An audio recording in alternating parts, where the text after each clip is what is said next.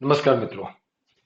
આપણે આઠમા જે ચેપ્ટરનો અભ્યાસ અત્યારે કરી રહ્યા છીએ એમાં કોષની અંદર જોવા મળતી મોટા ભાગની જે અંગિકાઓ હોય છે એના વિશે બધી ચર્ચાઓ કરી લીધી.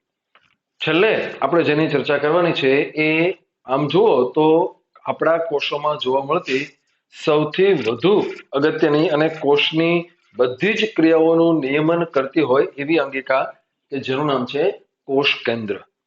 તો એના વિશેનું બધું જે સંપૂર્ણ આયોજન છે એ આપણે સમજીએ કે કોષ કેન્દ્ર એ કેવી રીતે આપણને બધું એવા પદાર્થો ધરાવે છે કે જેના કારણે આપણા કોષોની સમગ્ર ક્રિયાઓનું નિયમન કરે છે. તો સૌથી પહેલા આપણે જે વાત કરવાની છે એ આ છે કે 1831ની જે સાલ હતી આ સાલની અંદર રોબર્ટ બ્રાઉન નામના વૈજ્ઞાનિકે એની શોધ કરી એ આપણે જાણીએ છીએ. ઓકે, કોષની અંદર આવી અંગિકા વિશેની જાણકારી રોબર્ટ બ્રાઉને આપી, પણ પછી આગળ જે બધા સંશોધનો થયા એમાં આપણને જોવા મળે છે કે એક વૈજ્ઞાનિક હતા જેનું નામ હતું ફ્લેમિંગ. હવે આપણે એની વાત કરીએ. ફ્લેમિંગ આ વૈજ્ઞાનિક જે હતા એમણે જે શોધી કાઢ્યું એ આ હતું કે એમણે વિશિષ્ટ પ્રકારના, અહીંયા ધ્યાન આપજો, વિશિષ્ટ પ્રકારના આલ્કલી અભિરંજક, આલ્કલી એટલે બેઝિક જેને આપણે કહીએ છીએ, જે પીએચ ને આધારે તમે જાણો છો એસિડ અને બેઝ, તેમાં આલ્કલીનો અર્થ થાય છે બેઝિક પદાર્થો. તો એવા આલ્કલી અભિરંજક વિશે મેં તમને પહેલા કરાવેલું છે કે જે પદાર્થો કોષના કોઈ અમુક ભાગને રંગીન કરી નાખતા હોય એવા પદાર્થો આપણે એને કહીએ છીએ અભિરંજકો. તો આવા આલ્કલી જે અભિરંજક હતા એના દ્વારા રંગીન થાય એવા પદાર્થો કોષ કેન્દ્રની અંદર શોધ્યા. એને શોધી કાઢ્યું કે કોષ કેન્દ્રની અંદર જે પદાર્થો આવેલા છે એને અભિરંજિત કરવા માટે આવા આલ્કલી પદાર્થોની જરૂર પડે છે. હવે એક વાત સામાન્ય રીતે સમજી લેજો કે અભિરંજનની જ્યારે વાત આવે છે ત્યારે કોષના જે ભાગો આલ્કલી એટલે કે બેઝિક અભિરંજક જે પદાર્થ હોય એનાથી થતા હોય રંગીન, તો સમજવાનું કે જે કોષનો જે ભાગ છે એ પોતે એસિડ છે. એસિડ હોય એ ઘણા બધા બેઝથી અને બેઝ હોય એ ઘણા બધા એસિડથી અભિરંજિત થઈ જતા હોય છે, એટલે કે એની સાથે પ્રક્રિયા કરતા હોય. તો અહીંયા આપણને સૌ પ્રથમ એવા આલ્કલી અભિરંજકથી અભિરંજિત થાય એવા પદાર્થ તરીકે જાણવા મળે છે કોષ કેન્દ્રીય દ્રવ્ય. કોષ કેન્દ્રીય દ્રવ્ય. આ કોષ કેન્દ્રીય દ્રવ્ય એ અત્યારે આપણે એને ક્રોમેટીન તરીકે ઓળખીએ છીએ. ક્રોમેટીન એટલે કે કોષ કેન્દ્રમાં આવેલા જે પદાર્થો હોય છે એને આવા કોષ કેન્દ્રીય દ્રવ્ય તરીકે જોવા મળે છે. તો આવી એક અંગિકા તરીકે સૌ પ્રથમ એની શોધ થયેલી છે. હવે આપણે વાત કરીએ કે જે કોષ કેન્દ્ર હોય છે એની સંખ્યા કેટલી હોય, એક કોષની અંદર કેવી સંખ્યા હોય. આપણી ટેક્સ્ટબુકમાં જે વર્ણન કરેલું છે એ બધું અહીંયા કવર થઈ જશે, પરંતુ યાદ રાખો કે એને થોડાક જુદા ક્રમમાં આપણે ભણવાનું છે. એટલે બધું પૂરું થાય ત્યારે તો તમારી બુકમાંથી બધું આવી ગયું છે, પણ એને સ્ટેપ બાય સ્ટેપ આપણે થોડુંક અલગ રીતે જોવાનું છે. તો સંખ્યાની આપણે જ્યારે વાત કરીએ છીએ ત્યારે આપણને જોવા મળે છે કે સામાન્ય રીતે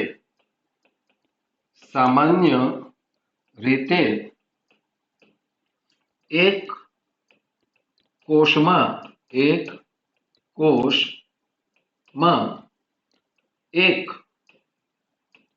કોષ કેન્દ્ર આવેલું હોય છે. સામાન્ય જે નોર્મલ જે કોષો હોય છે એમાં એક કોષમાં એક કોષ કેન્દ્ર આવેલું હોય, પણ અહીંયા આપણે શું લખ્યું સામાન્ય રીતે, એટલે કે એમાં ક્યારેક ક્યારેક ચેન્જ હોય છે. કેવા ચેન્જ? તો અહીંયા આપણને જોવા મળે છે કે અમુક કોષો એવા છે કે જેમાં એક થી વધુ કોષ કેન્દ્રો જોવા મળે છે. એકથી વધુ કોષ કેન્દ્રો જોવા મળે. અમુક કોષો એવા છે, દાખલા તરીકે એના નામ લખીએ આપણે તો પેરામીશિયમ, પેરામિશિયમ હોય છે એમાં 2 કોષ કેન્દ્રો આવેલા હોય છે. એટલે અહીંયા આપણે લખીએ કે પેરામિશિયમની અંદર 2 કોષ કેન્દ્રો આવેલા હોય છે પેરામિશિયમ. એ ઉપરાંત અહીંયા આપણે લખીએ રેખિત સ્નાયુ. આપણા હાડકાઓ સાથે જે સ્નાયુઓ જોડાયેલા હોય છે એ બધા રેખિત સ્નાયુ હોય છે. એના વિશેનો અભ્યાસ તમારે 7મા ચેપ્ટરમાં કરવાનો છે. અત્યારે આપણે ખાલી એની આવી નોંધ કરવાની છે કે આ રેખિત સ્નાયુ જે છે એની અંદર અનેક કોષ કેન્દ્રો આવેલા હોય છે. એટલે 2 એક્ઝામ્પલ આપણને એવા મળે છે કે જેમાં એક કરતા વધુ કોષ કેન્દ્રો જોવા મળે છે. તો બીજી બાજુ આપણી પાસે એવા પણ કોષો છે કે જેની અંદર કોષ કેન્દ્રનો અભાવ જોવા મળે છે. કોષ કેન્દ્રનો અભાવ જોવા મળે છે. આપણી પાસે એવા પણ કોષો છે કે જેમાં એક પણ કોષ કેન્દ્ર હોતું નથી. કોષ કેન્દ્ર જ નહીં. જેમ કે એના એક્ઝામ્પલ પણ આપણે લખીએ. જેમ કે માનવ રક્તકણ. માનવ રક્તકણ કે જેને ઇંગ્લિશમાં આપણે ઇરિથ્રોસાઇટ તરીકે ઓળખીએ છીએ. આ ઇરિથ્રોસાઇટ એટલે એવા કોષો કે જે આપણા રક્તકણો છે. એમાં એક પણ કોષ કેન્દ્ર હોતું નથી. એ ઉપરાંત વાહક પેશી ધારી વનસ્પતિઓની ચાલની નલિકાના કોષો. લીમડો, પીપળો, આંબો આ બધી જે વનસ્પતિઓ છે એ બધી વાહક પેશીધારી, કારણ કે એની અંદર બધી તમે નામ સાંભળેલા છે, જલવાહક પેશી અને અન્નવાહક પેશી. તો આવી પેશીઓ આવેલી હોય એ બધી વનસ્પતિ એટલે એ વાહક પેશીધારી છે. અને આવી પેશીઓ જે હોય છે વાહક પેશી, એના અમુક કોષો એટલે છે ચાલની નલિકાના કોષો. તો આ કોષો પણ એવા છે કે જેમાં કોષ કેન્દ્ર હોતા નથી. પણ યાદ રાખજો મિત્રો, કોષ કેન્દ્ર નથી પરંતુ એ કોષો જીવતા હોય છે. તો આ જે છે એની સંખ્યાને આધારે આપણને જોવા મળે કે મોટા ભાગના કોષોમાં એક કોષ કેન્દ્ર આવેલું હોય, પરંતુ અમુક એવા છે કે જેમાં એક કરતા વધુ પણ કોષ કેન્દ્રો હાજર જોવા મળતા હોય છે. ત્યારબાદ હવે આપણે જે વાત કરવાની છે, મેં તમને હમણાં કીધું એમ કે આપણી બુકમાં જે વર્ણન આપેલું છે એના કરતા થોડી જુદી રીતે આપણે સમજવાનું છે, એનો ક્રમ બદલાવેલો છે. હવે આપણે અહીંયા વાત કરવા જઈ રહ્યા છીએ કોષ કેન્દ્રનું બંધારણ અથવા એને આપણે એનું કહીશું રચના કેવી હોય છે એ સમજવાનું છે. કોષ કેન્દ્ર કેવી રીતે બનેલું છે. તો અહીંયા આપણે એ સમજીએ કે કોષ કેન્દ્રની જે રચના હોય છે એમાં મુખ્યત્વે 4 ઘટકોનો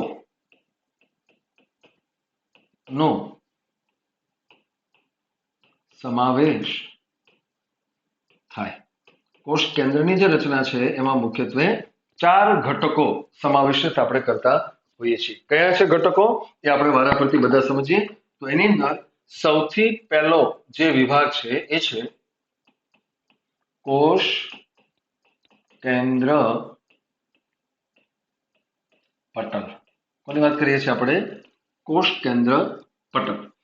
તો સમજીએ કોષ કેન્દ્ર પટલ એટલે કે કોષ કેન્દ્ર જે હોય છે એની ફરતેનું જે આવરણ છે એની અત્યારે આપણે ચર્ચા કરી રહ્યા છીએ. તો આવું જે આવરણ કોષ કેન્દ્રની ફરતે આવેલું હોય છે, તો સામાન્ય રીતે આપણે જોવા મળે છે કે જ્યારે ઇલેક્ટ્રોન માઇક્રોસ્કોપ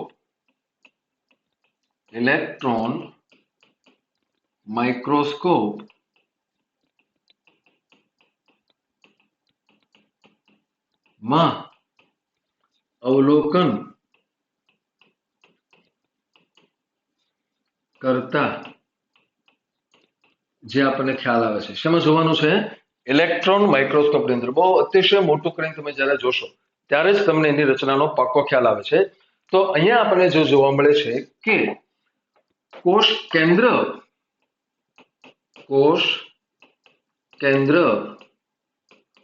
ની ફરતે કોષ કેન્દ્રની ફરતે બે સમાંતર પટલો આવેલા હોય છે. કેટલા છે? બે. યાદ રાખજો. એનો અર્થ એમ થયો કે કોષ કેન્દ્ર પોતે પણ બેવડા પટલ વાળી અંગિકા ગણાય છે. તો આ જે બે પટલો છે કેવી રીતે જોવા મળે એ આપણે આખું હમણાં સમજીએ. પણ એના માટે જોઈ લઈએ કે આ જે બંને પણ જો સમાંતર એવો શબ્દ લખ્યો છે, એક જ ને, ચપોચપ નથી. સમાંતર એટલે કે એકબીજાથી એક નિશ્ચિત અંતરે છે. તો આ બંને પટલો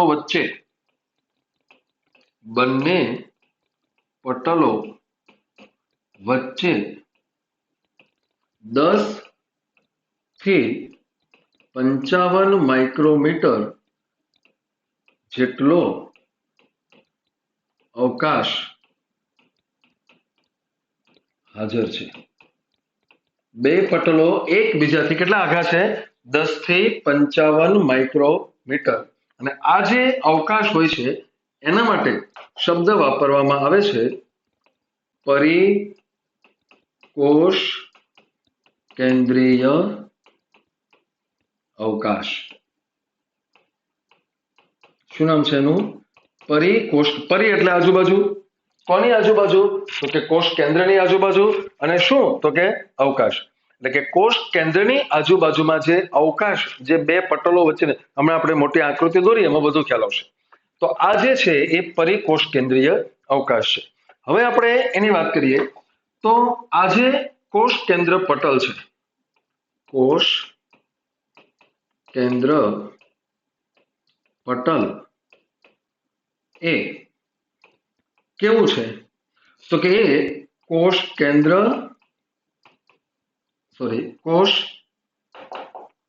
રસ કે જે કોષમાં આવેલો છે અને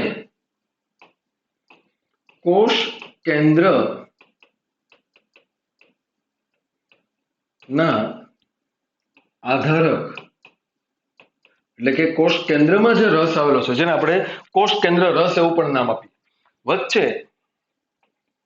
વચ્ચે અવરોધ નું કાર્ય કરે છે. એટલે કે કોષ રસ જે ફરતે આવેલો છે અને કોષ કેન્દ્રની અંદર જે વસ્તુ આવેલી છે એની વચ્ચે અવરોધ એટલે શું? બે એકબીજામાં ભળી ન જાય એ જોવાનું કામ એનું હોય છે. તો આટલું આપણે સામાન્ય કર્યું. હવે આ જ વસ્તુઓ એને આપણે આકૃતિમાં મૂકીએ તો આપણને શું જોવા મળે એ જુઓ. કે ધારો કે એક કોષ એ આ રીતે છે.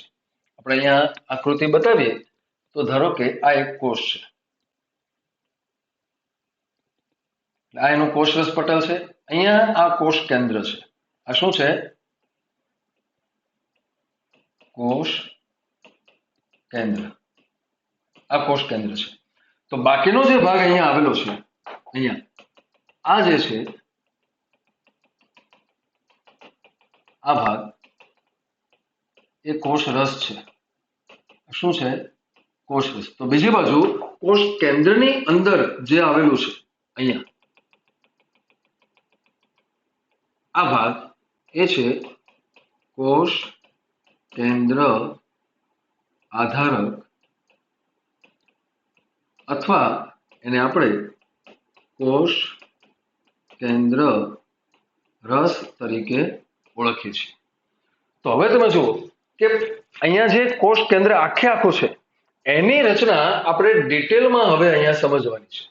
હવે આ જ આકૃતિ એને હું મોટી કરીશ. જોજો કેવી રીતે થશે એ સમજીએ. આમ છે. આ ફરતેનું આવરણ છે. આ જે છે એની અંદરનું આવરણ થઈ ગયું બેવડું પટલ. આ બેવડું પટલ થાય છે. અને હવે આપણે જોઈએ એટલે કે આ જે છે એનું આ બહારનું જે છે એ બાહ્ય પટલ છે. આ બાહ્ય પટલ છે. અને આ જે છે એ છે અંતઃ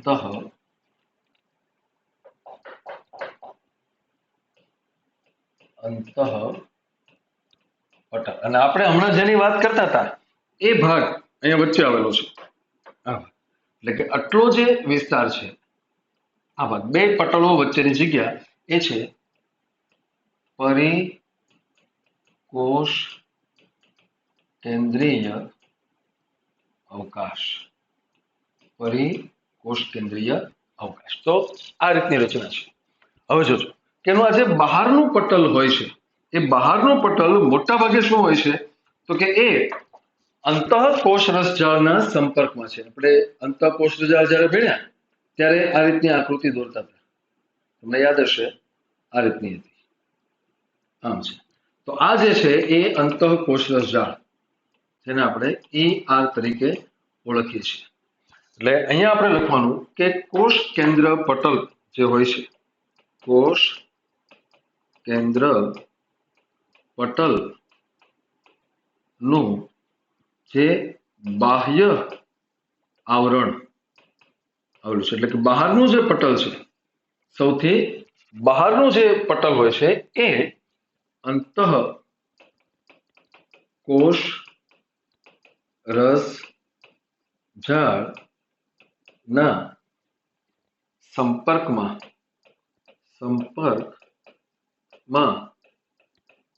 હોય. અને આ જે છે બાહ્ય પટલ એ ઘણી વખત આપણે આગળ ભણી ચૂક્યા છીએ કે રિબોઝોમ પણ ધરાવે છે. એટલે કે રિબોઝોમ જે હોય છે એ અહીંયા તો હશે જ તે, જો આ RER હશે તો, પણ ઘણી વખત રિબોઝોમ આપણને અહીંયા પણ જોવા મળે છે. એટલે એની સપાટી ઉપર પણ રિબોઝોમ ચોટેલા હોય છે. તો અહીંયા આપણે વાત કરી છે એ છે કોષ કેન્દ્રની રચનાનો પ્રથમ ઘટક એ છે કોષ કેન્દ્ર પટલ. હવે આપણે આગળ વાત કરીએ તો જે બીજો ઘટક આપણે સમજવાનો આવે છે એ છે કોષ કેન્દ્ર પટલ છિદ્રો. આપણી બુકમાં આ બધું સળંગ આપેલું છે, આપણે એને થોડુંક જુદું પાડીને લખીએ છીએ. કોષ કેન્દ્ર પટલના છિદ્રો શું જોઈશું આપણે તો કોષ કેન્દ્ર પટલ જે છે, હમણાં આપણે જેની વાત કરી કે બંને કોષ કેન્દ્ર પટલ આવરણો આપણે જે બે આવરણો અહીંયા બતાવ્યા છે એની વાત કરીએ છીએ કે આ બંને જે આવરણો છે, અત્યારે મેં તમને કોમન આકૃતિ બતાવી છે, પછી આપણે એમાં બધું ઉમેરશું. એ જે બંને આવરણો છે એ એકબીજામાં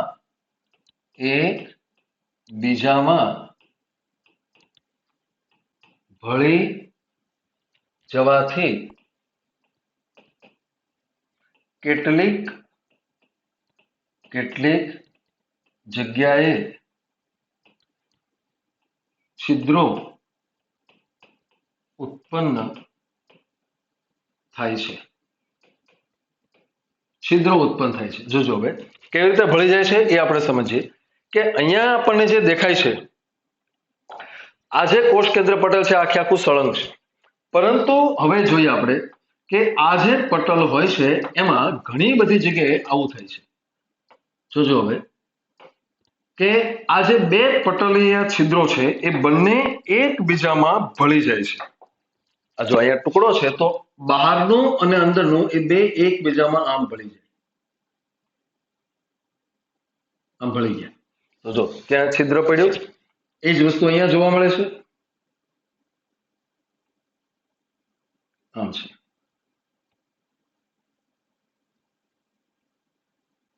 એકબીજામાં શું થાય છે, ભળી જાય છે. તો ભળી જવાને કારણે વચ્ચે જે જગ્યા ઉત્પન્ન થાય છે એ જગ્યા આપણે અહીંયા બતાવી રહ્યા છીએ.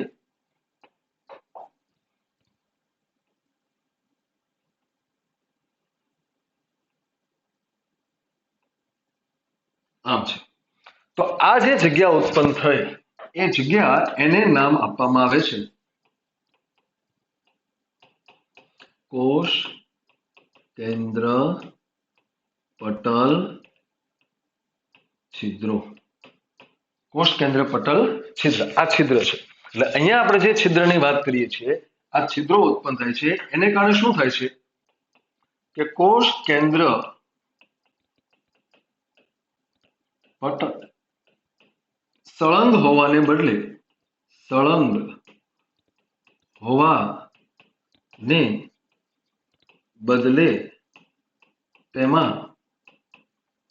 અવરોધ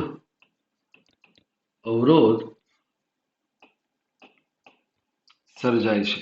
શું સર્જાય છે? એમાં અવરોધ. એટલે આમ તમે જુઓ તો કોષ કેન્દ્ર પટલ સળંગ છે, પરંતુ આવી રીતે એકબીજામાં ભળી જવાને કારણે જે છિદ્રો ઉત્પન્ન થયા છે એ આ સળંગ હોવાને બદલે પટલમાં અવરોધ સર્જાય છે. તમે જો અહીંયા જે આકૃતિ આપણે દોરી છે, આમ હોવું જોઈએ સળંગ, પણ એના બદલે એમાં વચ્ચે બ્રેક પડે છે. તો હવે આ જે છિદ્રો છે, કોષ કેન્દ્ર પટલના આ બધા જે છિદ્રો છે, એ શું કામ કરે છે? બહુ અગત્યનું છે. તો કે એ કોષ રસ અને કોષ કેન્દ્ર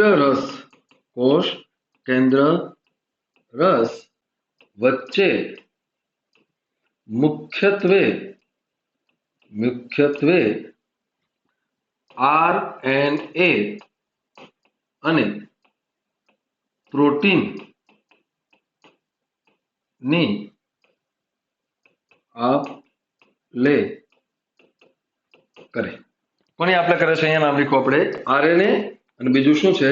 પ્રોટીન. હવે આકૃતિમાં બતાવીએ આપણે તો જુઓ કે અહીંયા તમે લખો છે આ બધો કોષ રસ છે, આ કોષ કેન્દ્ર છે. એનો અર્થ એમ છે કે આજુબાજુ આ કોષ કેન્દ્ર પટલ આપણે બતાવ્યું છે, આ કોષ કેન્દ્ર આટલું જ બતાવ્યું છે, તો એની આજુબાજુમાં બધું શું હશે? કોષ રસ. એટલે અહીંયા આપણે લખીએ કે આ જે ભાગ છે એ શું છે?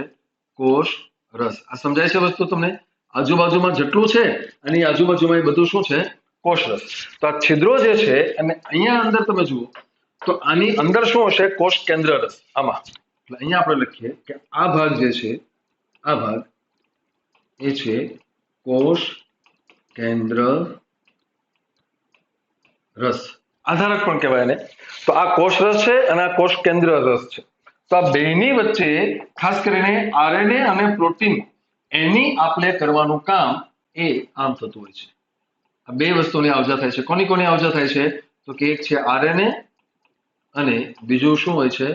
પ્રોટીન. આ બે પદાર્થોની આપલે આ છિદ્રો મારફતે થતું હોય છે. એટલે તમારે શું સમજવાનું છે કે આ આખું બોક્સ એટલે કે આ કોષ છે, એની અંદર એક દડો છે. દડો એટલે કોષ કેન્દ્ર.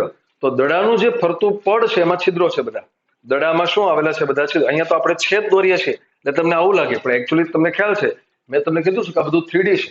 એટલે કે જે દડો છે એ દડાની ફરતે બધા છિદ્રો છે. તો દડાની બહારનું માધ્યમ અને દડાની અંદરનું માધ્યમ એટલે શું? તો કે દડાની બહારનું માધ્યમ એટલે આ કોષ રસ, દડાની અંદરનું માધ્યમ એટલે કોષ કેન્દ્ર રસ. અને બે વચ્ચે પદાર્થોની આપલે આ છિદ્રો વડે થતી હોય છે. અને એ છિદ્રો એમાંથી RNA અને પ્રોટીન આ બંનેની આપલે ખાસ થતી હોય છે. તો એ બે પદાર્થો એ સતત અંદર આવજા કરતા હોય છે. હવે આપણે વાત કરજો, અહીંયા આપણે પહેલા વાત કરી કોષ કેન્દ્ર પટલ વિશે, ત્યારબાદ આપણે વાત કરી કોષ કેન્દ્ર પટલના છિદ્રો વિશે. હવે અહીંયા આપણે જોવાનું છે અંદર ત્રીજો જે ઘટક આપણે સમજીએ છીએ એ છે કોષ કેન્દ્રિકા. પહેલો ઘટક આપણે જોયો કોષ કેન્દ્ર પટલ, બીજો ઘટક જોયો કોષ કેન્દ્ર પટલના છિદ્રો. હવે આપણે ત્રીજો ઘટક જોઈએ છીએ કોષ કેન્દ્રિકા. તો જે કોષ કેન્દ્રિકા છે એ શું છે? તો એના માટેનું વર્ણન લખીએ કે કોષ કેન્દ્ર રસ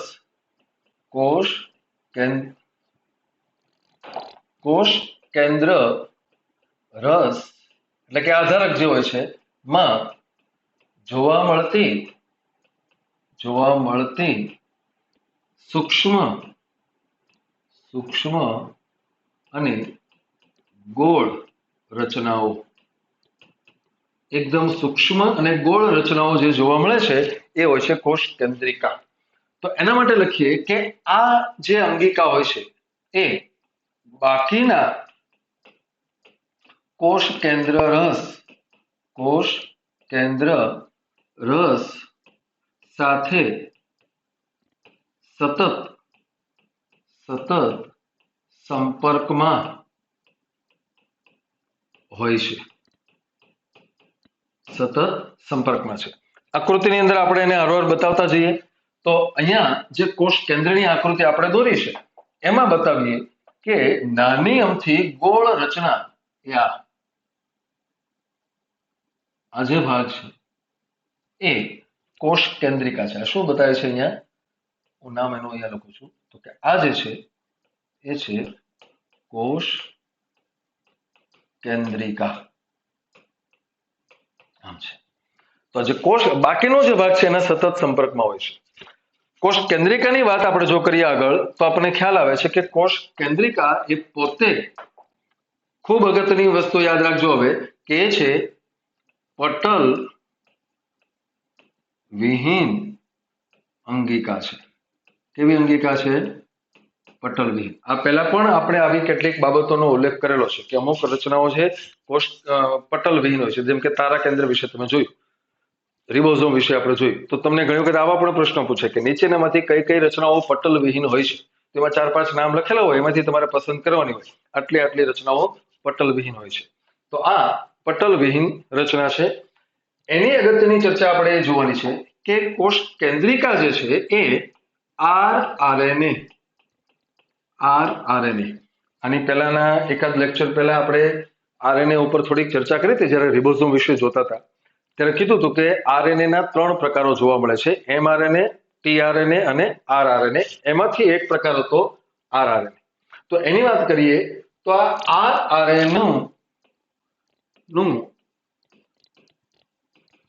સક્રિય સંશ્લેષણ સ્થાન છે. આરઆરએનએ નું નિર્માણ એ હંમેશા ક્યાં થતું હોય છે? કોષ કેન્દ્રિકામાં. કોષોની અંદર કોષ કેન્દ્ર, કોષ કેન્દ્રમાં કોષ કેન્દ્રિકા અને ત્યાં શું બનતું હોય છે? આરઆરએનએ. હવે આપણે એના આધારે તમારે શું જોડવાનું છે? બધું જુદા જુદા ટોપિકને ભેગા કરવાના. તો કે જે આરઆરએનએ હોય છે આ આરઆરએનએ જ એવી છે કે જે રિબોઝોમ ની રચના કરે છે. આના વડે જ શું થવાનું છે?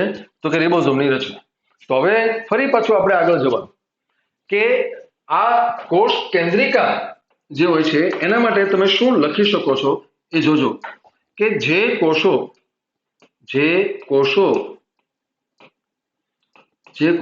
સક્રિય રીતે વધુ પ્રોટીન સંશ્લેષણ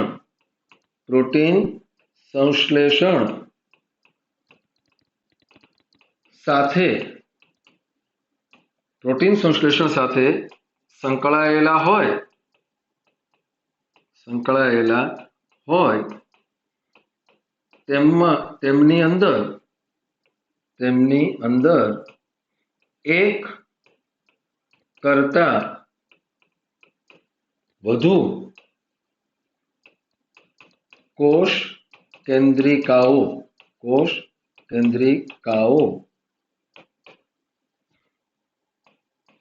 હાજર હોય છે. આ વાક્ય આમ મારે તમને સમજાવવું ન પડે. શું કામ? તો કે તમે આગળ ઉપર ભણ્યા છો કે જે કોષો વધુ સક્રિય રીતે પ્રોટીનનો સ્ત્રાવ કરતા હોય તો પ્રોટીન બનવાનું ક્યાં છે? તો કે રિબોઝોમમાં. જ્યાં સુધી રિબોઝોમ ન હોય ત્યાં સુધી પ્રોટીન બને નહીં. આપણે નામ રાખ્યું છે રિબોઝોમ એ પ્રોટીન સંશ્લેષણની ફેક્ટરી છે. તો જે કોષોને વધુ પ્રોટીન બનાવવાનું હોય છે એ એવા હોવા જોઈએ કે જેમાં પ્રોટીન સંશ્લેષણ કરવા માટે એ રિબોઝોમ વધુ હોય. અને રિબોઝોમ વધુ હોવા જોઈએ હોય તો એ ક્યારે હોય? તો કે જો એની પાસે આરઆરએનએ વધુ હોય તો. જેટલું આરઆરએનએ વધુ એટલા રિબોઝોમ વધુ. અને આરઆરએનએ વધુ ક્યારે હોય? જો કોષ કેન્દ્રિકા વધુ હોય. એટલે મોટા ભાગના કોષો એવા હોય છે કે જેમાં એક કોષમાં એક કોષ કેન્દ્ર અને એક કોષ કેન્દ્રમાં એક કોષ કેન્દ્રિકા. પણ જે કોષો બહુ વધારે પડતા સક્રિય રીતે પ્રોટીનનો સ્ત્રાવ કરતા હશે એમને વધુ રિબોઝોમની જરૂર પડે છે અને એટલે એવા કોષોની અંદર કોષ કેન્દ્રમાં એક કરતા વધુ કોષ કેન્દ્રિકાઓ પણ હાજર હોઈ શકે છે. એક કરતા વધુ કોષ કેન્દ્રિકાઓ હાજર હોય છે. તો આવી રીતે એક કોષ કેન્દ્રિકા એ આપણા કોષ કેન્દ્રનો ત્રીજો ઘટક છે. પહેલો ઘટક આપણે શું જોયો? આ ફરીતેનું કોષ કેન્દ્ર પટલ. બીજો ઘટક શું જોયું? કોષ કેન્દ્ર છિદ્રો અથવા તો કોષ કેન્દ્ર પટલના છિદ્રો. ત્રીજો ઘટક આપણે જોયો કોષ કેન્દ્રિકા. હવે આપણે વાત કરવાની છે કોષ કેન્દ્રના ચોથા ઘટક વિશે. તો ચોથો જે ઘટક આપણી પાસે છે એ છે રંગસૂત્ર દ્રવ્ય. રંગસૂત્ર દ્રવ્ય કે જેને સામાન્ય રીતે આપણે હમણાં પહેલા જ સ્લાઇડમાં લખ્યું ક્રોમેટીન તરીકે ઓળખવામાં આવે છે. શું કહે છે આપણે એને? ક્રોમેટીન.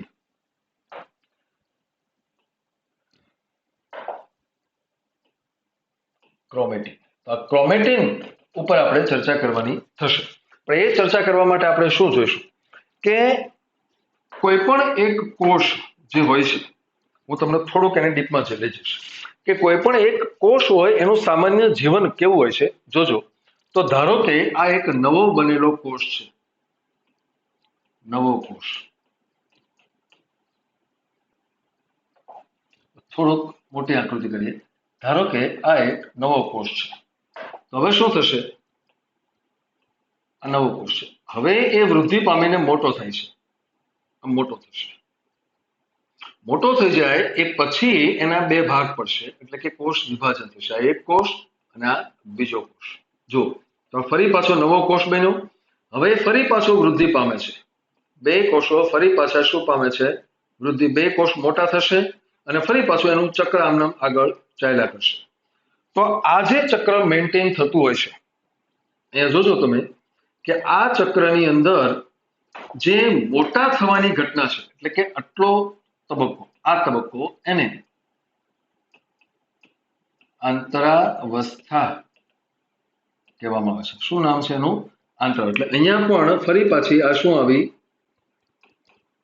આંતરાવસ્થા.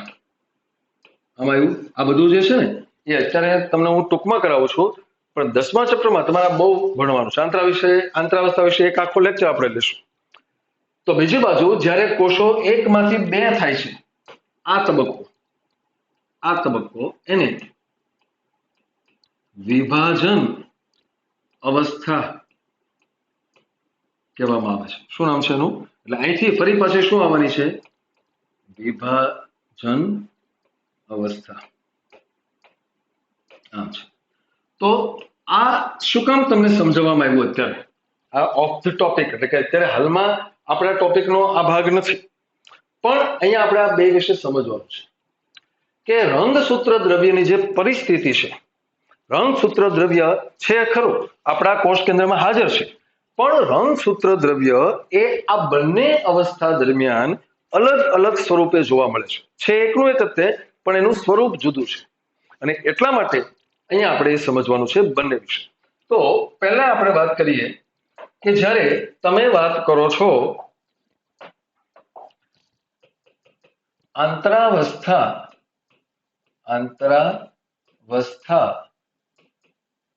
નું કોષ કેન્દ્ર. કયું કોષ કેન્દ્ર? આંતરાવસ્થા. કે જ્યારે કોષ વિભાજન નથી પામતો, માત્ર વૃદ્ધિ પામે છે. તો આ જે અવસ્થા હોય છે આંતરાવસ્થા, એ દરમિયાનમાં આપણે જોવા મળે છે કે કોષ કેન્દ્ર જે હોય છે એની અંદર કોષ કેન્દ્રમાં એકદમ ફેલાયેલું રંગસૂત્ર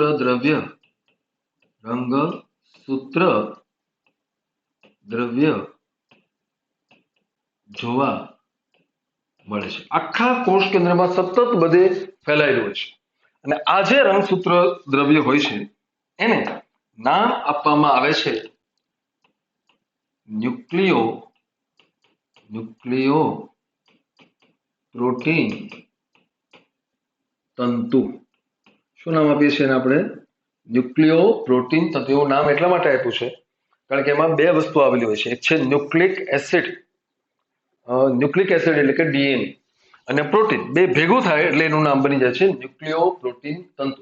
એટલે કે આંતરાવસ્થાની અંદર આ જે પરિસ્થિતિ હોય છે એમાં એ ન્યુક્લિયો પ્રોટીન તંતુ તથા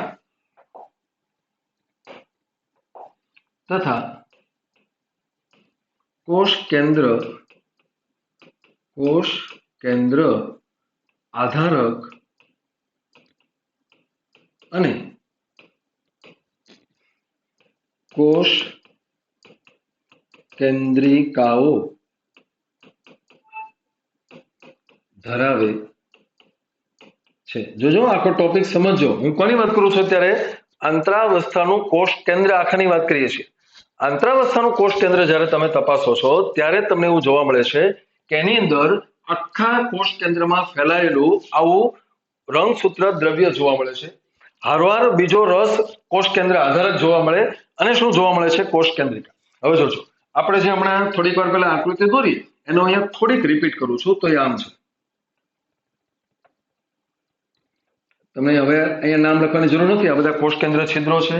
અહીંયા આ કોષ કેન્દ્રિકા છે, આમ છે, આ શું છે? કોષ કેન્દ્રિકા, આ કોષ કેન્દ્રિકા છે। તો અહીંયા સાથે સાથે હવે જોજો કે એની અંદર તમને જોવા મળે છે આવું બધું, આ રીતની રચનાઓ। આ છે રંગસૂત્ર દ્રવ્ય। શું છે આ? રંગસૂત્ર દ્રવ્ય, અથવા તો એ જેને આપણે ક્રોમેટીન તરીકે ઓળખીએ છીએ। તો ક્રોમેટીન છે રંગસૂત્ર દ્રવ્ય અથવા તો ક્રોમેટીન। આંતરાવસ્થામાં તમને આવું જોવા મળે છે। પરંતુ હવે ખાસ જોજો કે જ્યારે અહીંયા આપણે આગળ વધારીએ કે જ્યારે વિભાજન અવસ્થા નું કોષ કેન્દ્ર તમે તપાસો। કઈ અવસ્થાનું? વિભાજન અવસ્થાનું કોષ કેન્દ્ર। અહીંયા આપણે જે બે આકૃતિમાં મેં તમને બતાવ્યું છે આ આંતરાવસ્થા છે। આ દરમિયાનમાં જો તમે કોઈ કોષને જુઓ તો એનું કોષ કેન્દ્ર તમને આવું જોવા મળશે। એટલે આ આંતરાવસ્થાનું કોષ કેન્દ્ર છે। પરંતુ હવે આપણે વાત કરીએ કે જ્યારે તમે વિભાજન અવસ્થાનું કોષ કેન્દ્ર તપાસો છો ત્યારે તમને શું જોવા મળે છે? એ ખૂબ અગત્યની વસ્તુ છે કે જે રંગસૂત્ર દ્રવ્ય તમે અત્યાર સુધી જોતા હતા, રંગસૂત્ર દ્રવ્ય એટલે આખું ફેલાયેલું ક્રોમેટીન જે છે, એ જે છે અહીંયા લખીએ આપણે કે રંગસૂત્ર દ્રવ્ય એ રંગસૂત્રોમાં આયોજિત થયેલું હોય છે। જે રંગસૂત્ર દ્રવ્ય હતું એમાંથી હવે શું બની ગયા છે? બધા રંગસૂત્રો બની ગયા છે। રંગસૂત્રો એટલે કે બધા જ છૂટા છૂટા છે, એ હમણાં આપણે આકૃતિમાં સમજવાનું છે। તો આ જે છે રંગસૂત્રો એ શું ધરાવે છે? અહીં આપણે લખીએ કે જે રંગસૂત્રો હોય છે, કેવા હોય છે આ રંગસૂત્રો? તો કે એની અંદર જે મેઇન ઘટક આવેલો હોય છે, રંગસૂત્રો જે હોય છે એની અંદર મેઇન ઘટક એ હોય છે ડીએનએ તથા આલ્કલી હિસ્ટોન પ્રોટીન તથા બિન હિસ્ટોન પ્રોટીન અને થોડું RNA ધરાવે છે। રંગસૂત્રો જે હોય છે એની રચનામાં મેઇન બે ઘટકો છે, એક છે ડીએનએ અને બીજું છે આલ્કલી એટલે કે બેઝિક જે હોય છે।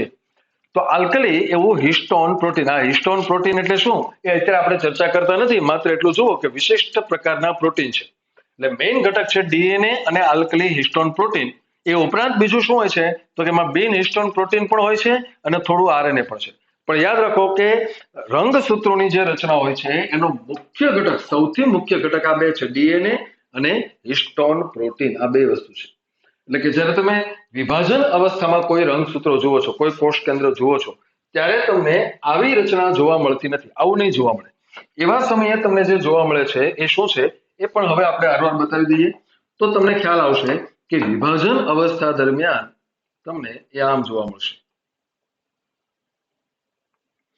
આખા કોષની અંદર તમને જોવા મળશે આવા વિશિષ્ટ પ્રકારના રંગસૂત્રો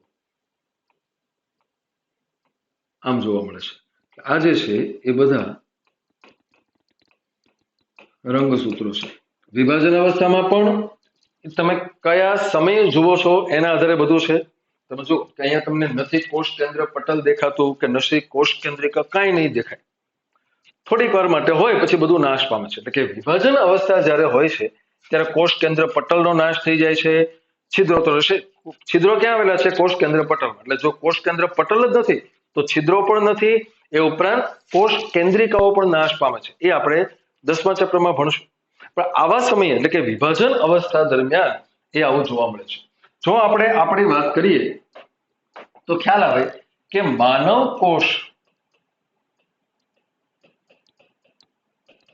ના કોષ કેન્દ્રમાં તો જો હવે આશ્ચર્યજનક વસ્તુ છે કે માનવ કોષના કોષ કેન્દ્રમાં 2 મીટર હું આ સાચું જ બોલું છું, 2 મીટર લાંબો ડીએનએ 2 મીટર લાંબો ડીએનએ તંતુ કેટલો લાંબો છે? 2 મીટર લાંબો ડીએનએ તંતુ એ 46 રંગસૂત્રોમાં ગોઠવાયેલ હોય છે. આપણા શરીરની અંદર એક કોષમાં, એટલે અહીંયા તમને જો તમારી જાણ માટે લખીએ કે એક પુખ્ત વ્યક્તિ હોય છે. પુખ્ત વ્યક્તિમાં અંદાજિત 10⁻14 આટલા કોષો આવેલા હોય. આ છે. એટલે તમે વિચાર કરો, આપણા શરીરની અંદર આટલા તો કોષો છે અને દરેક કોષના કોષ કેન્દ્રમાં 2 મીટર લાંબો ડીએનએ તંતુ છે. તો તમે કલ્પના કરો કે આપણો કોષ તો માઇક્રોમીટરની લંબાઈ ધરાવે છે. આપણા કોષોની જે લંબાઈ છે એ અમુક માઇક્રોમીટર છે. એમાંય નાનું અમથું કોષ કેન્દ્ર એ માઇક્રોમીટર કરતા નાનું કદ અને એની અંદર 2 મીટર લાંબો ડીએનએ તંતુ છે. એટલે અહીંયા જે આકૃતિ તમે જુઓ છો આ આખો રંગસૂત્ર દ્રવ્ય છે કે જે આખું તંતુ છે. તો આ 2 મીટર લાંબો છે. હવે આનું કદ માત્ર ને માત્ર અમુક માઇક્રોમીટર છે કોષ કેન્દ્ર. તો આ અમુક માઇક્રોમીટરનો વ્યાસ ધરાવતા કોષ કેન્દ્રની અંદર 2 મીટર લાંબો ડીએનએ નો તંતુ કુદરતે સમાડી દીધો છે. અને એ સમાડે છે એની પાછળનું કારણ છે કે અહીંયા જોવા મળે છે ડીએનએ નું કુંતલ પેકેજિંગ. શું જોવા મળે છે? ડીએનએ નું કુંતલ પેકેજિંગ. આ કુંતલ પેકેજિંગ કેવું હોય એ 12th સ્ટાન્ડર્ડમાં તમારે ભણવાનું આવશે. આપણે 12મામાં આવશું ત્યારે કુંતલ પેકેજિંગ વિશે ભણશું. પણ અત્યારે તો આપણે એટલું સમજવું પડે કે આપણા નાના અમથા કોષની અંદર 2 મીટર લાંબો ડીએનએ નો તંતુ આ રીતે ગોઠવાઈ જતો હોય છે. તો રંગસૂત્ર જે હોય છે એના વિશે આપણે ભણવાનું છે, અહીંયા જ ભણવાનું છે. તો એ સમજવાનું છે કે દરેક રંગસૂત્રો એ 4 વસ્તુઓ મેઇન ધરાવતા હોય છે.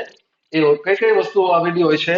તો કે એની અંદર આવેલું હોય છે ડીએનએ, એમાં આવેલું છે આલ્કલી હિસ્ટોન પ્રોટીન, એમાં આવેલા છે બિન હિસ્ટોન પ્રોટીન અને થોડું અમથું આરએનએ. એ 4 પદાર્થોનું બનેલું એ હોય છે.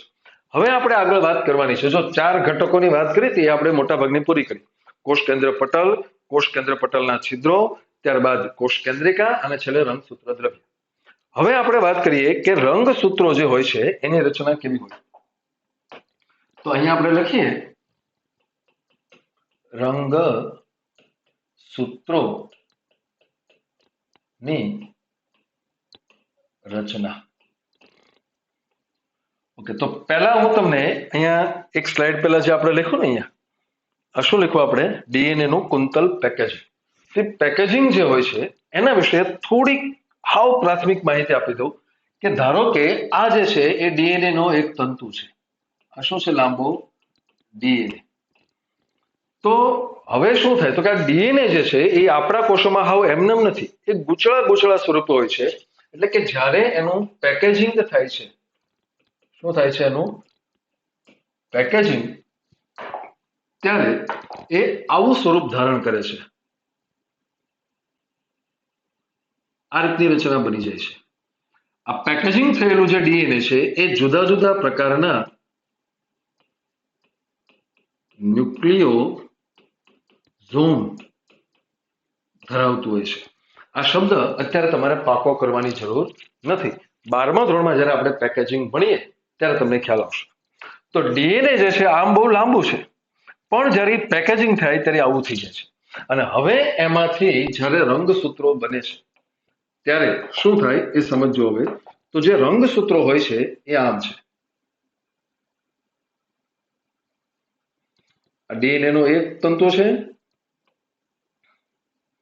આ છે ડીએનએ નો બીજો તંતુ, આમ છે. તો આવી રીતે એક રંગસૂત્ર રચાય છે. એમાંથી આટલો જે ભાગ છે આ એને કહેવાય છે રંગસૂત્રિકા. શું કહેવાય છે એને? રંગસૂત્રિકા, અથવા એને કહેવામાં આવે છે એકલ સૂત્ર. એકલ સૂત્ર છે. હવે એમાંથી અહીંયા વચ્ચેની તરફ જોજો, હવે જ્યાં બે ભેગું થાય છે આટલો વિસ્તાર એને આપણે સેન્ટ્રોમિયર તરીકે ઓળખીએ છીએ, અથવા એને કહેવામાં આવે છે પ્રાથમિક ખાંચ. શું કહેવાય છે એને? પ્રાથમિક ખાંચ. એટલે કે દરેક રંગસૂત્રમાં એક આવી પ્રાથમિક ખાંચ આવેલી હોય છે, જેને આપણે સેન્ટ્રોમિયર તરીકે ઓળખીએ છીએ. તો સેન્ટ્રોમિયર થી ઉપરનો જે ટુકડો છે, આટલો ભાગ, આ ભાગ એને ભુજા તરીકે ઓળખવામાં આવે છે. સામાન્ય વસ્તુ આપણે અહીંયા જોઈએ તો તમે જુઓ કે આટલો ટુકડો એટલે એક ભુજા. એટલે કે એક રંગસૂત્રિકા જે હોય છે એમાં બે ભુજા આવેલી હોય. એક રંગસૂત્ર, એમાં બે રંગસૂત્રિકા, અને બે રંગસૂત્રિકાની બે ભુજા, એટલે કુલ કેટલી ભુજા થઈ? 4 ભુજાઓ થઈ. તો અહીંયા આપણે જોવાનું છે કે આવી રીતની રચના, એટલે આ જે છે આખો ડીએનએ નો તંતુ છે, અહીંથી અહીંયા સુધીનું, અને આપણી અંદર આવા 46 છે. હવે અહીંયા જોઈએ કે આ જે સેન્ટ્રોમિયર અથવા તો જે પ્રાથમિક ખાંચ હોય છે એની ઉપર આપણને ક્યારેક ક્યારેક આવી બીજી બે નાની રચનાઓ જોવા મળે છે. આવી રચના બિંબ જેવી રચનાઓ છે. એ રચનાઓ જે હોય છે એને કાઇનેટોકોર તરીકે ઓળખવામાં આવે છે. શું કહેવાય છે એને? કાઇનેટોકોર. આ બધાના જે અગત્યતા છે, કાઇનેટોકોર એટલે શું, અથવા તો એ કેવી રીતે કામ કરે છે, એ આપણે 10મા ચેપ્ટરમાં થોડું સમજશું. ગઈકાલનો જે ચેપ્ટર આપણે જોયો તારા કેન્દ્ર વિશે આપણે ભણતા હતા, ત્યારે એમાં મેં તમને છેલ્લે એક આકૃતિ દોરીને બતાવી કે ઉપર અને નીચેથી ત્રાક તંતુ આવીને રંગસૂત્રને ખેંચે છે. તો યાદ રાખો કે ઉપરથી આવતા અને નીચેથી આવતા જે ત્રાક તંતુ હોય છે એ બે બાજુના એક એક ત્રાક તંતુ આ એક એક કાઇનેટોકોર સાથે જોડાતા હોય છે, અને પછી એ ડીએનએ ને આમ છૂટું પાડી દે છે. તો આવી રીતે એ જોવા મળે છે. હવે આપણે અહીંયા વાત કરવાની છે સેન્ટ્રોમિયર. સેન્ટ્રોમિયર ના સ્થાન મુજબ પ્રકારો. સેન્ટ્રોમિયર ક્યાં આવેલું છે એના આધારે રંગસૂત્રના કેટલાક પ્રકારો અહીં આપણે સમજવાના છે. તો બહુ સિમ્પલી એને તમારે સમજવાના છે. એનો જે પહેલો પ્રકાર છે એ છે મેટાસેન્ટ્રિક. મેટાસેન્ટ્રિક રંગસૂત્રો કેવા હોય તો કે મેટાસેન્ટ્રિક એટલે એવા રંગસૂત્રો કે જેમાં રંગસૂત્ર કેન્દ્ર સેન્ટ્રોમિયર, જે સેન્ટ્રોમિયર લખ્યું છે ને આપણે, એનું બીજું નામ છે રંગસૂત્ર કેન્દ્ર. એને આ પણ કહેવાય. એટલે 3 નામ તમારે યાદ રાખવાના. સેન્ટ્રોમિયર કહેવાનું, પ્રાથમિક ખાંચ કહેવાનું, અથવા તો એને કહેવાનું છે રંગસૂત્ર કેન્દ્ર. તો મેટાસેન્ટ્રિક એટલે કેવા રંગસૂત્રો કે જેની અંદર જે સેન્ટ્રોમિયર છે એ એક્ઝેક્ટલી લગભગ વચ્ચે આવેલું હોય છે. આમ આ જે છે એ છે એનું સેન્ટ્રોમિયર. આમ છે. એનો અર્થ એમ થયો કે બધી ભુજાઓ લગભગ એક સરખી લંબાઈની જોવા મળે છે. બીજો એનો પ્રકાર જે આપણે જોઈએ છીએ એ છે સબ મેટાસેન્ટ્રિક. સબ મેટાસેન્ટ્રિક કોને કહેવાય? તો કે જે આ ભાગ છે, હા, જો તમારે આમ સમજવું હોય ને તો તમારે એને આમ સમજવાનું છે કે રંગસૂત્ર આમ બનેલું છે, આમ છે, અને એનું જે જોડાણ છે એ લગભગ આમ વચ્ચેથી થયેલું છે. તો સબ મેટાસેન્ટ્રિક એટલે કેવા રંગસૂત્રો કે જેમાં જે સેન્ટ્રોમિયર હોય છે એ વચ્ચેથી થોડુંક ઉપર હોય છે, સહેજ ઉપર, એટલે તમને એ આમ જોવા મળે છે, આમ છે, અને અહીંયા એ આમ છે, સહેજ ઉપર છે. આ એનું રંગસૂત્ર કેન્દ્ર છે, આમ છે, એટલે શું થયું, થોડુંક ઉપર છે. એટલે કે એકચ્યુઅલી જ્યારે રંગસૂત્રો બને છે ત્યારે આમ બનેલા હોય છે. ડીએનએ નો તંતુ જે છે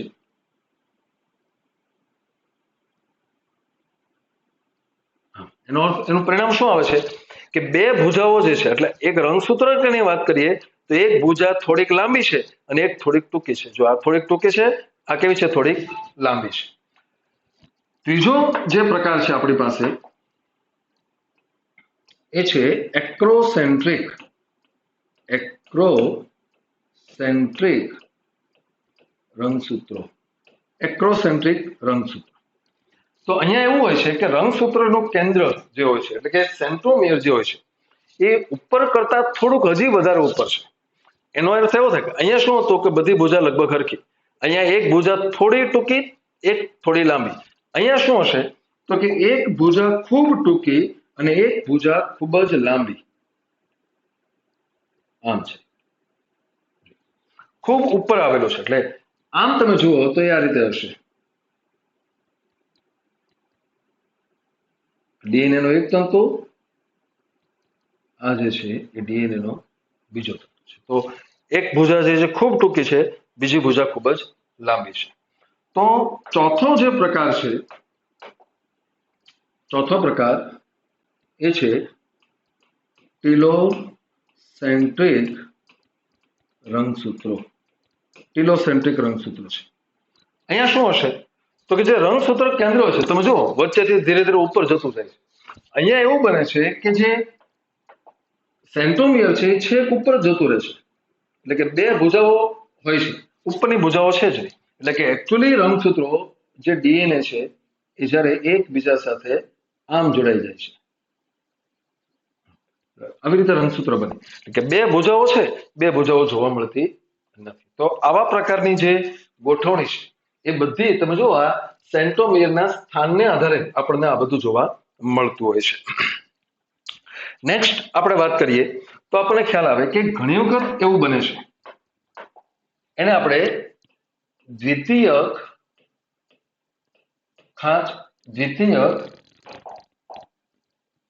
ખાંચ તરીકે ઓળખીએ છીએ. શું છે આ દ્વિતીયક ખાંચ? તો એ જોઈએ આપણે કે અમુક રંગસૂત્રો ની કેટલીક મોટાભાગે એક ભુજા પર દ્વિતીયક ખાંચ રચાય છે. એ કેવી રીતે બને એ આપણે સમજીએ આકૃતિ દ્વારા. ધારો કે એક આ રંગસૂત્ર છે, આખું રંગસૂત્ર આમ પેકેજિંગ થયેલું છે. તો ઘણી વખત એવું બને છે કે આની જે કોઈ એક ભુજા હોય એ ભુજાની ઉપર અહીંયા એક વધારાનો ભાગ આપણને જોવા મળે છે. આ જે ભાગ હોય છે ત્યાંથી આપણને ઉત્પન્ન થયેલો એક વધારાનો ભાગ આ રીતે જોવા મળે, આમ છે. તો આવું એકદમ આ જે ભાગ છે એ નાના ટુકડા જેવો આ ભાગ અલગ દેખાઈ આવે છે. આ મોટા ભાગે અરંજિત હોય છે. કેવો હોય છે? અરંજિત. આની પહેલા આપણે જ્યારે શરૂ કર્યું ત્યારે જોયું હતું કે મોટા ભાગે રંગસૂત્રો આલ્કલી અભિરંજકથી રંગીન થઈ જતા હોય છે. પરંતુ શું જોવા મળે છે કે તમે આલ્કલી અભિરંજકથી આમ રંગીન કરી નાખો તો આ ભાગ જે છે અરંજિત રહેશે, એની ઉપર રંગની અસર થતી નથી. આવા જે ટુકડાઓ હોય છે એને નામ આપવામાં આવે છે, યાદ રાખીએ આપણે, સેટેલાઇટ ભુજા. શું નામ છે એનું?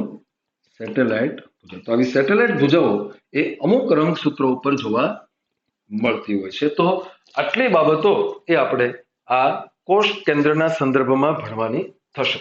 નેક્સ્ટ હવે આપણે જે વાત કરવાની છે એ શું છે?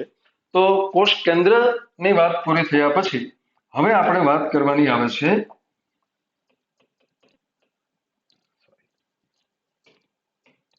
સૂક્ષ્મ કાય રચનાઓ. કેવી રચનાઓ? સૂક્ષ્મ કાય રચનાઓ, એકદમ માઇક્રો બોડીઝ તરીકે જેને આપણે ઓળખીએ છીએ. તો આવી જે રચનાઓ છે એકદમ સૂક્ષ્મ, નાની નાની, નામ જ છે સૂક્ષ્મ કાય. સૂક્ષ્મ એટલે ઝીણું, કાય એટલે રચના. તો અહીંયા આપણે જોઈએ કે પટલ ધરાવતી એકદમ સૂક્ષ્મ પુટિકાઓ હોય છે. એકદમ નાની નાની પુટિકાઓ આવેલી હોય છે અને આ પુટિકાઓ એવી છે કે જે મોટા ભાગે વિવિધ પ્રકારના ઉત્સેચકો ધરાવે છે. એની અંદર જોજો વિવિધ પ્રકારના એવું લખ્યું છે. હાઇડ્રોલાઇટિક નહીં. હાઇડ્રોલાઇટિક એટલે કે જળ વિભાજન વાળા નહીં. જો જળ વિભાજન વાળા ઉત્સેચકો હોય તો એને તમે આગળ જ નામ આપી દીધું છે લાઇસોસોમ. એટલે અહીંયા ભૂલ ન પડે. તમને પ્રશ્ન એવો પૂછાય ને કે જળ વિભાજનના ઉત્સેચકો ધરાવતી પુટિકાઓ શું? તો એ સૂક્ષ્મ કાય રચનાઓ નથી. પણ જો એમ પૂછાય કે જળ વિભાજન સિવાયના અન્ય ઉત્સેચકો ધરાવતી પુટિકાઓ એટલે શું? તો એનો જવાબ શું આવે? સૂક્ષ્મ કાય રચનાઓ. અહીંયા આપણે જોઈએ કે આવી રચનાઓ મોટા ભાગે વનસ્પતિ તેમજ પ્રાણી કોષોમાં જોવા મળે છે. એટલે બંને પ્રકારના કોષોમાં હોય છે. વનસ્પતિ કોષોમાં પણ હોય છે અને પ્રાણી કોષોમાં પણ જોવા મળે છે. તો આવી રીતે આ બધા સૂક્ષ્મ કાય રચનાઓ એ જુદા જુદા પ્રોટીન અથવા તો એના ઉત્સેચકો એ બધી એમાં ધરાવતી હોય છે. તો અહીંયા આપણે વાત કરીએ, જે ખાસ લખવાનું છે એ આ છે કે એન્ડ ઓફ ચેપ્ટર નંબર 8. અહીંયા આપણું આ ચેપ્ટર પૂરું થશે. નેક્સ્ટ લેક્ચરથી આપણે પછીના ચેપ્ટરની શરૂઆત